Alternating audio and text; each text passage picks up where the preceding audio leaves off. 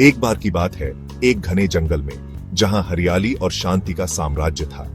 उस जंगल में एक चालाक लोमड़ी रहती थी, जो अपनी चतुराई के लिए जानी जाती थी।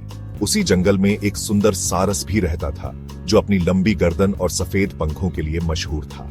वे दोनों बहुत अच्छे दोस्त थे और एक दूसरे के साथ समय बिताना बहुत पसंद करते थे। हर दिन वे साथ खेलते, जंगल में दौड़ते और एक दूसरे के साथ हंसी मजाक करते। वे साथ में खाते पीते और खूब मजे करते। उनकी दोस्ती पूरे जंगल में मशहूर थी। लेकिन लोमड़ी हमेशा शरारतें सोचती रहती थी। उसकी चालाकी कभी कभी उसकी दोस्ती पर भारी पड़ जाती थी। सारस थोड़ा भोला था, लेकिन वह दयालु और समझदार भी था। वह हमेशा दूसरों की मदद करने के लिए तैयार रहता था। उसकी समझदारी और दयालुता के कारण जंगल के सभी जानवर उसे बहुत पसंद करते थे। एक दिन लोमड़ी ने सोचा, क्यों ना मैं सारस को अपने घर खाने पर बुलाऊं और एक मजेदार शरारत करूं। उसने योजना बनाई और सारस को अपने घर खाने पर बुलाया। लोमड़ी ने बड़े प्यार से सारस को आमंत्रित किया। सारस खुशी खुशी मान गया और लोमड़ी के घर जाने के लिए तैयार हो गया।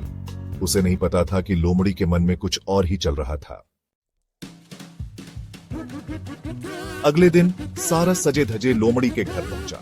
लोमड़ी ने सारस का गर्मजोशी से स्वागत किया। लोमड़ी ने बहुत स्वादिष्ट खीर बनाई थी। उसने खीर को 2 प्लेटों में परोसा, लेकिन लोमड़ी चालाक थी। उसने जानबूझकर सारस की प्लेट में खीर बहुत ही कम मात्रा में परोसी। सारस को देखकर लोमड़ी मन ही मन हंस रही थी। सारस को लोमड़ी की चाल समझते देर नहीं लगी। उसने तुरंत ही समझ लिया कि लोमड़ी ने उसे धोखा दिया है। लोमड़ी ने उसे खाने पर बुलाया था, लेकिन उसने सूप को एक चौड़े बर्तन में परोसा, जिससे सारस अपनी लंबी चोंच से सूप नहीं पी सका।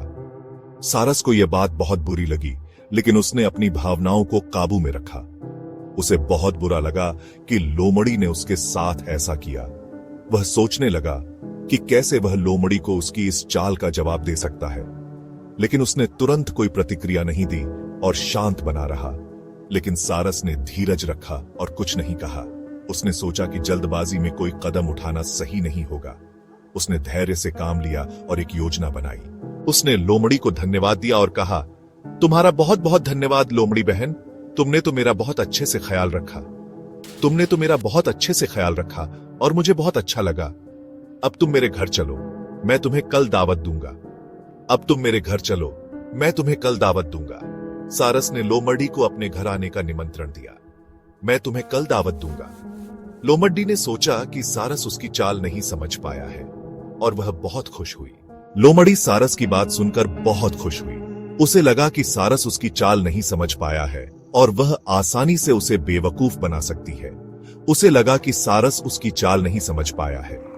अगले दिन लोमड़ी सारस के घर पहुंची। वह बहुत उत्साहित थी और सोच रही थी कि आज भी उसे अच्छा खाना मिलेगा। अगले दिन लोमड़ी सारस के घर पहुंची। सारस ने उसका स्वागत किया और उसे अंदर बुलाया। सारस ने बहुत स्वादिष्ट दाल बनाई थी। सारस ने बहुत स्वादिष्ट दाल बनाई थी।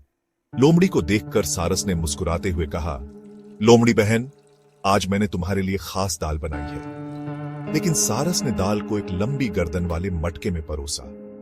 लोमड़ी ने देखा कि मटका बहुत लंबा है और उसकी गर्दन छोटी होने के कारण वह दाल नहीं पी सकी। लोमड़ी की गर्दन छोटी होने के कारण वह दाल नहीं पी सकी। उसने बहुत कोशिश की, लेकिन वह असफल रही।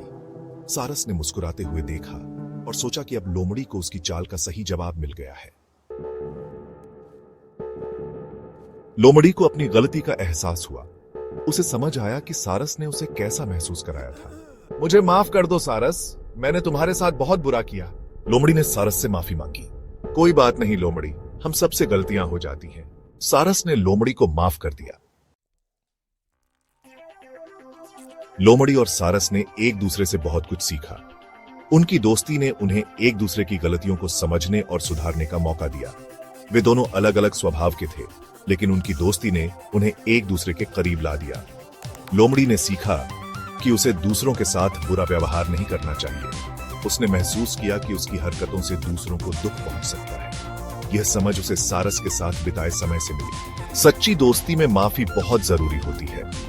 जब हम अपने दोस्तों की गलतियों को माफ करते हैं, तो हमारी दोस्ती और भी मजबूत हो जाती है। माफी देने से दिलों में प्यार और समझ बढ़ती है। सारस ने भी लोमड़ी को माफ करके दिखाया कि सच्ची दोस्ती में माफी बहुत जरूरी होती है। उसने लोमड़ी की गलतियों को समझा और उसे माफ कर दिया। इससे उनकी दोस्ती और भी गहरी हो गई। वे दोनों फिर से अच्छे दोस्त बन गए और हमेशा के लिए खुश रहे। उनकी दोस्ती ने उन्हें सिखाया कि माफी और समझदारी से हर रिश्ता मजबूत होता है। अब वे दोनों मिलकर हर पल का आनंद लेते हैं और एक दूसरे का साथ निभाते हैं।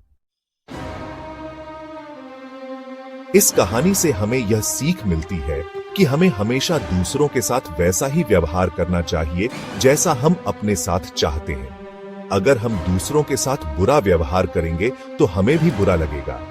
इसलिए हमें हमेशा दयालु और विनम्र होना चाहिए।